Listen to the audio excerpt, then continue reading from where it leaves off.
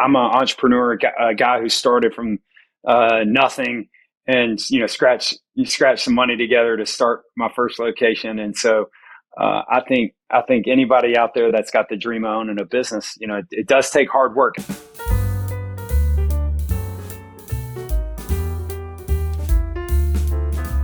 I'm Sean Hessinger, and this is Small Biz in 15, the show where we bring you small business news and tips to make your small business better. Today, Will Bartholomew, founder and CEO of D1 Sports, talks about how to start your own gym. Tell us a little bit about what you do and the business you run. Yeah, absolutely. So my name's Will Bartholomew. I'm the founder and CEO of a company called D1 Sports. D1 is a franchise company where we franchise gyms all around the country. Just opened our 100th location, and super excited to talk to you about all things GymBusiness. We were talking a little bit about before the show started, just how interested people on the internet seem to be about starting up a business. But I guess when thinking about how to start a gym business, what are the first considerations you should think about, do you think? Yeah, I mean, there's several things that go into it. A lot of people, might be searching it right now because they have a passion about working out, or they have a passion about giving back to their community. I would tell you, anytime you're starting any type of business, and you're talking to a guy who started a lot in my 20-something year, career here, I think it's really, trying to figure out what need you're trying to serve for that community. For me, when I started D1, I really had the passion to give back to middle school and high school athletes, to give them, hence the name D1, the Division I experience, the same thing I experienced at the University of Tennessee, things that are happening at all the universities across the country for these athletes. I wanted to give back to that middle school, high school athlete. And walk in, have an expert coach, have a structured program, have a clear path to reach their goals. So, I think starting with the end, like, hey, what value am I providing, is the number one thing you want to look at when you're starting a business. I guess whether you're launching a franchise, where you've bought into a franchise, or you're just starting your own gym, can you give us an idea of what the cost is? Like, how much does it cost to start a gym? People say, oh, gee, let's start a gym. But I mean, there's equipment, there's space, there's all that stuff. Yeah. So, I mean, look, when you're, I was a bootstrap guy. I started my first location with, I think, $30,000. Now it was not something that I'm super proud of today. And it definitely didn't drive the types of revenues that a D1 franchise can today. But you can bootstrap it and get something open, out there. So if anybody's out there, you're like, man, I don't have any money. I encourage you, man, you got to take that step, and just jump into it. I think as a franchise business, which when you buy into a franchise, you're buying a lot of best practices. You're buying all the learnings. I didn't start franchising D1 until we were 16 years into business. So you're talking about 16 years of lessons and learnings that we were able to pass on to our owners and show them the exact way to do it. But from a D1's perspective, it can cost anywhere from $300,000 to $600,000. So that's a big range. A lot of that is dependent on build out. So like what kind of tenant improvement allowance you get from a landlord if you're going to lease a space. But once again, I'm an entrepreneur, a guy who started from nothing, and scratch some money together to start my first location. And so I think anybody out there that's got the dream of owning a business, it does take hard work. And I will say, how much it costs is not the most important thing. It's actually, the business behind, opening it that is the most important thing. How are you going to run that business? What items do you think need to go on your opening a gym checklist? Like, so you start, if you're like me, you got a checklist. You got to start with a checklist. Got to have a checklist. Yeah. What should go on there? Yeah, I mean, there's a lot of things in a lot of different functional areas of the business. And so the way I like to break it down is there's 7 core functions of really every business. And there's checklists underneath that. And I'll go specific to the gym industry. But they're pretty simple. We call it leads. How are you going to get leads? How are you going to get people in? The second one, we call it the recruit function. But how are you going to nurture them to get them into your facility? And then, commit is kind of like our sales. Like, how are we going to close them? Notice there's 3 full functions before you actually do the coaching and do the work. So then it's like, just open the gym and people will walk in the door. That's what I thought when I was 22 years old and started the business. I was like, man, what is this thing? Pre-sales? What is pre-sales? And so then once they get in, you got to service them, and you got to do an amazing job with service, because if you do an amazing job, you can upsell them, which is the 5th function of the business. And then 2 that people a lot of times don't realize when they're getting into business is there's this HR admin function that you got to make sure you're on top of, because I tell our franchisees, you win in the draft. You win in the draft. If you draft, Tom Brady, you got a good chance of winning a Super Bowl. And so if you can draft great coaches, you can draft great general managers, front desk people. If you can pick the right people, you can do a lot. And then the last one's finance. We got to make sure we have a great way to track our financials and our cash flow, and look at 30 and 60, 90-day cash flow forecasts, so we can make sure we're super profitable and running a great business. Wow. But there's other checklists. There are others checklists around that I could dive into each function if you want around the gym. But I can get long-winded. Go ahead and go into a little more depth, because people are watching this may really, maybe they use this video as a starting point. So yeah. So those 7 functions are how you kind of operate the business, and you should look in the business.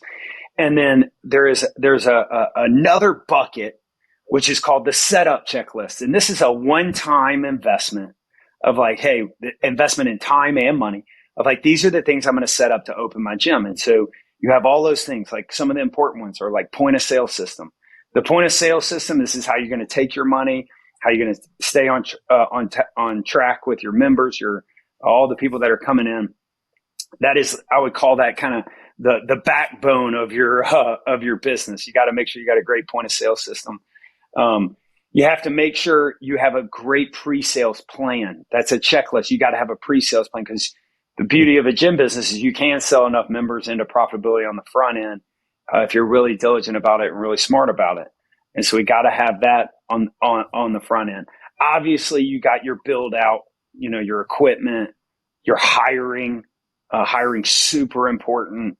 Your marketing plan, which has checklists underneath it. So all these are kind of one-time front-end setups to get you open. But I think, once again, the most important thing, because it's one thing, it's kind of like, it's not just set up the business and it just runs and you walk away from it. It's not like plugging in a vending machine and making money. You got it. You have to tend to it. It's like a garden. Right. If you walk away, those weeds will grow up, man. They'll get cobwebs on that weight equipment if you don't have a good plan for cleaning, and I think it's really important that you pay attention to that. And then what I tell all our franchisees, and once again, we've gotten 100 something locations open. We're about to open a bunch more. I personally own a bunch of locations that I open. And I tell you, the number one thing is having your staff focused on the front end of those 7 functions, which is the leads, getting them in the door, and making sure you're selling them into the right packages for them. Because I tend to find a lot of owners, they get excited and you want to pay attention to the shiny new things. Like, hey, I just spent a bunch of money on equipment. I want to pay attention to that. But really, they ought to focus on the hard work. The heavy lifting is actually the sales function of the business. I mean, that's interesting that you talk about that, because, probably what a lot of people think about with gym is, well, I need a leg press, and I need weights, and I need but you need a lot else other than just the equipment that you're going to need. You got to figure out how you're going to, people got to come in, and that's interesting. Yeah. It's a service business, and you got to have, service. To me comes from the word servant. You have to have a servant mindset when people come in there, that they have an amazing experience, that they feel better. They were glad they came in, because, we're selling something that's not a comfort. It's not easy for people to get into the gym, and even those people that are fitness enthusiasts that come in every day, there's still a pain point to getting to the location, whether it's a drive time or, my kids are busy, so I can't come, so I'm not going to use the membership. There's all these different things. And if they have an amazing experience, they're going to keep coming back. If they're getting results, they're going to keep coming back. What I tell all our people, if you're not retaining people, it's because you're not delivering. And people will stay if you're delivering. And people want to be around that. And so I kind of look at a gym business as a little bit of a mission calling for me, not a little bit, a lot, as a mission calling, because I do think it's a place that you're giving so much, and it can really impact somebody's life for the good. It's interesting also that you talked about, because I know I've had this experience with, memberships and things and stuff like that. It is, it's very easy to say, I don't have time with hours and everything else like that. And so that is a pain point. I mean, people are afraid they're going to pay for something, keep paying for it and not go, so they think, well, I'm not even going to pay for it. So I can get started, Yeah. And I think that's the job of the business, is to communicate, one, how you're going to execute. So how are we going to get you in here? So let's talk about your schedule. And this is part of the sales process is, right. Sales is kind of some people think it's a dirty word, but I look at sales as, man, you're just helping people realize what they want. That's You're communicating that. And so they're coming in there, they're sitting down with you for a reason. So it's like, hey, let's talk about, why you can't get in. Okay. Do you have this window? Do you have this window? And then once they do come in, positive reinforcement goes a long way. Sending someone like, hey, you've hit, your 12th workout here, look at the results you're getting, here's and then giving a lot of value. I think people will keep coming back. When you think about the needs for a gym business plan, what does a gym business plan have to look like? Is it different than the checklist, do you think? Is it a different set of things that you're looking at? Yeah, I do. I mean, I think one, it's how you're going to execute in those 7 functional areas that I just talked about.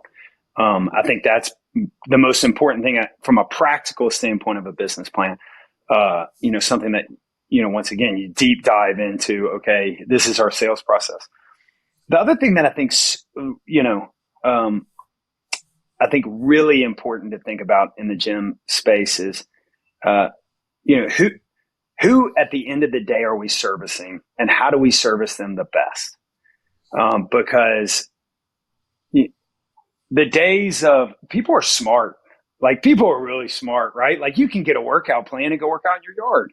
You could do something in the house. So like, why are they coming to you? Right. And if it's only because you have really nice equipment, guess what? That's not a long-term business plan, and you're not going to get funding.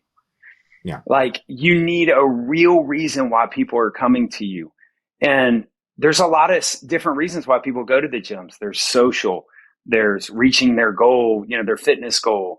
It's, a lot of different reasons why people come in. They come in, some people just come in for just an amazing experience. I want to have an experience and that euphoria of feeling my body work out. And so let's pick what that is and let's double down on it. Let's triple click down and go, how do we make that experience so differentiated? So when people come in, they know this is where I want to train and this is what I'm about. Because I can say this from a D1 perspective, we're not for everybody. We have people that come in, we pride ourselves in helping people reach their goals. And we do it in a very 8-week cycle, customized way where we're drilling down and we're really pushing your body and motivating you, inspiring you to reach that goal. And some people, that's not what they want. Hey, I just want to come in and socialize a little bit, get a little sweat in, and then go to work. Great. And we're probably not the place for you. And so I really think making sure when you're looking at that business plan is like, how are you going to differentiate?